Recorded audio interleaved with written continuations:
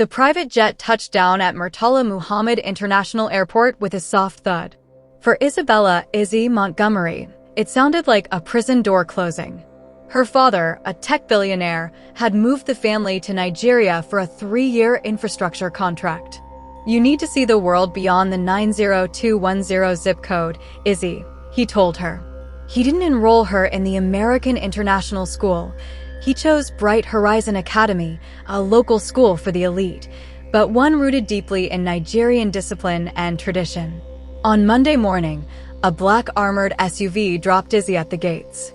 She stepped out in her tailored uniform, carrying a limited edition Prada backpack. The humidity hit her like a physical wall. Hundreds of eyes followed her. She was the Oyo, the foreigner.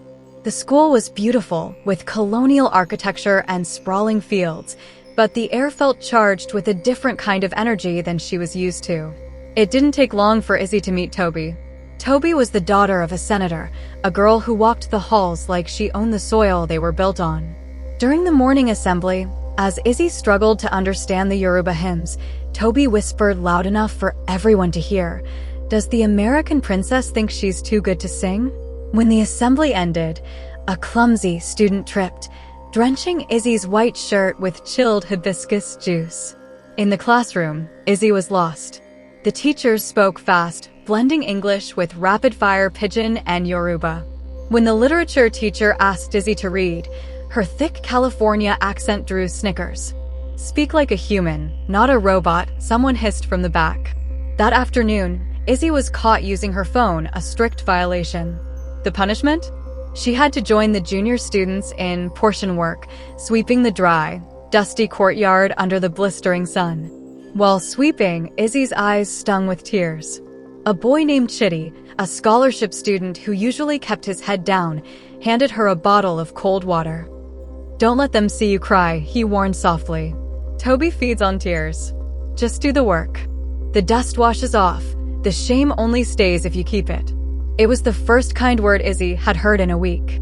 Izzy tried to sit at an empty table in the lunchroom, but Toby's friends occupied it immediately, placing their bags on the chairs. "This isn't Starbucks, Izzy," Toby sneered. Izzy looked around, feeling the weight of 100 staring eyes. Instead of retreating to the bathroom to hide, she walked over to Chitty's table in the corner and sat on the wooden bench. She traded a piece of her gourmet chocolate for a bit of his jollof rice. It was spicy enough to make her gasp, but it was the best thing she'd ever tasted. A video surfaced on the school's massive WhatsApp group. It was a recording of Izzy in the bathroom, venting to her best friend back in LA on a voice note about the heat and the annoying rules. The clip was edited to make her sound like she hated Nigeria. By the next morning, "Go home, Izzy," was scrawled in chalk on her desk. Izzy's father arrived in a motorcade. He meant well, offering to donate a new computer lab to fix the school's issues. To the teachers and parents, it looked like a bribe to ignore his daughter's lack of integration. The resentment toward Izzy solidified. She wasn't just a foreigner anymore. She was a symbol of Western arrogance. The geography class took a trip to the local Balagan market. In the chaos of the crowds and the vibrant colors, Izzy got separated from her group. Her phone battery died. For 2 hours, she was just another girl in a sea of people. She felt a hand on her shoulder. It was Chitty. He had come looking for her. "In the market, your father's money can't find you," he told her. "Only your senses can." Toby took things too far. During PE, she accidentally stepped on Izzy's gym bag, crushing a gold locket. It was the last gift Izzy's mother had given her before she passed away. Izzy didn't scream. She didn't fight. She picked up the broken gold, looked Toby in the eyes with a terrifying, cold silence, and walked out of the gates. She didn't go home. She sat by the lagoon and realized she had to stop being a victim. Interhouse Sports Day arrived. Everyone expected the soft American girl to sit in the shade. But Izzy had been a star sprinter in California. When the 100-meter sprint was called, she lined up in the yellow house colors. The whistle blew and Izzy flew.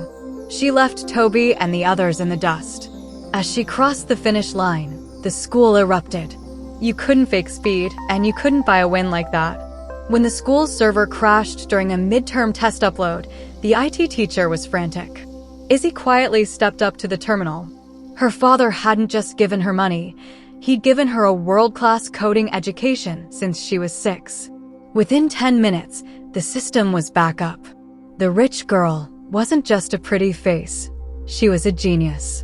Desperate to regain her status, Toby planted stolen WAC exam prep papers in Izzy's locker. Possession was an automatic expulsion. The principal called Izzy in, his face grim. "I expected better, Isabella." Izzy looked at the papers. She knew the game now. She didn't call her dad.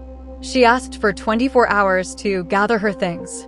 Izzy used her laptop to bypass the school's basic security system and access the hallway cameras. She spent the night scrubbing through grainy footage until she found what she needed: Toby's best friend, Funk, slipping the envelope into her locker at 6 p.m. Izzy didn't post it. She saved it to a thumb drive. Izzy met Toby behind the library. She showed her the video. Toby turned pale, waiting for the threat of expulsion. "I'm not turning this in," Izzy said. "I don't want to see you fail. I just want you to leave me alone. We're both stuck in the expectations of our fathers, Toby. We don't have to be enemies." Toby, for the first time, looked ashamed. The stress and the mosquitoes finally caught up. Izzy collapsed in class with a high fever. As she lay in the school infirmary, drifting in and out of a malaria-induced haze, she woke up to find Toby sitting by her bed. Toby had brought her a bowl of homemade pepper soup. "It kills the fever," Toby said quietly. The war was over. For the Cultural Day festival, Izzy collaborated with the school's art department. She used her allowance to buy premium fabrics, but she let the local students lead the design. They created a collection called The Bridge, mixing American denim with Nigerian attire. It was the first time Izzy felt like she truly belonged.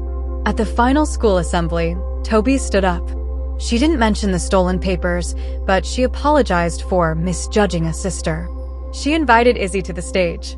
The school, which had once jeered at Izzy's accent, now cheered for her courage.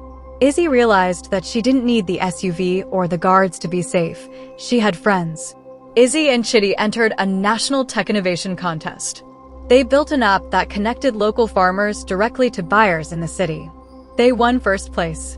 When the press asked Izzy about her American background, she smiled and said, "I learned everything that matters right here in Lagos."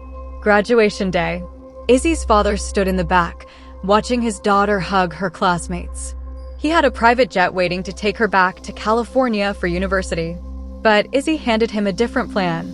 "I'm going to stay for the summer, Dad. Chitty and I are launching the NGO." As she walked out of the gates for the last time, Izzy Montgomery wasn't the rich girl from Beverly Hills anymore. She was a girl who had found her soul in the dust of a land she now called home.